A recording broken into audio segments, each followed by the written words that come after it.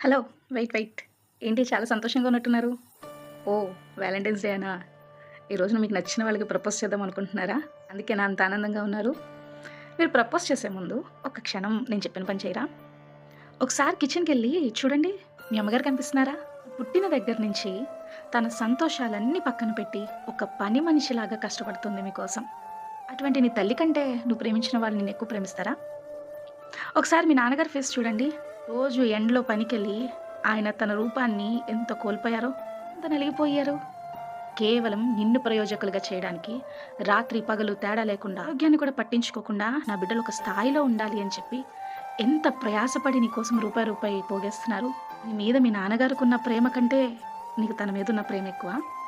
రోజంతా కొట్టుకున్నా, తిట్టుకున్నా, దెబ్బలాడుకున్నా నీకేదైనా కష్టమంటే వెంటనే నీ పక్కనొచ్చి నిలబడతారు. అటువంటి నీ తోబుట్టువుల కంటే ఎక్కువగా నిన్ను ప్రేమిస్తున్నారా? రాత్రి లేదు, పగలు లేదు. నువ్వు సాయం అంటే గబగబా పరిగెట్టుకొనొచ్చే నీ ఫ్రెండ్స్ కంటే నిన్నెక్కువ ప్రేమిస్తున్నారా?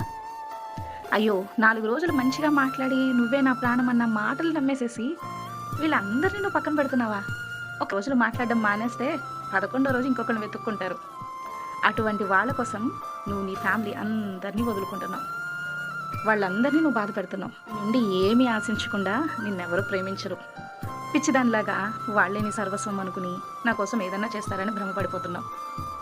ఒక్కసారి నీ అవసరం తీరిపోయిన తర్వాత నువ్వెవరో నేనెవరో అన్నట్టుంటారు.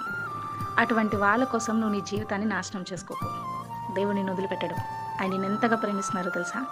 సిలువలో తన చేతులు చాపి చెప్తున్నాడు, నీ మీద నాకు ఇంత ప్రేమ అనని.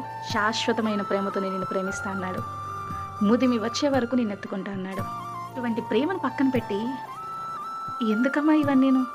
లైఫ్ వాళ్ళ చేతిలో పెట్టాలనుకునే ముందు ఒక్కసారి ఆలోచించు. వీళ్ళందరికంటే నేను ఎక్కువ ప్రేమిస్తున్నారో, లేకపోతే అవసరం తీరిపోయాక నిన్ను కుక్క కంటే నీచంగా చూస్తారు.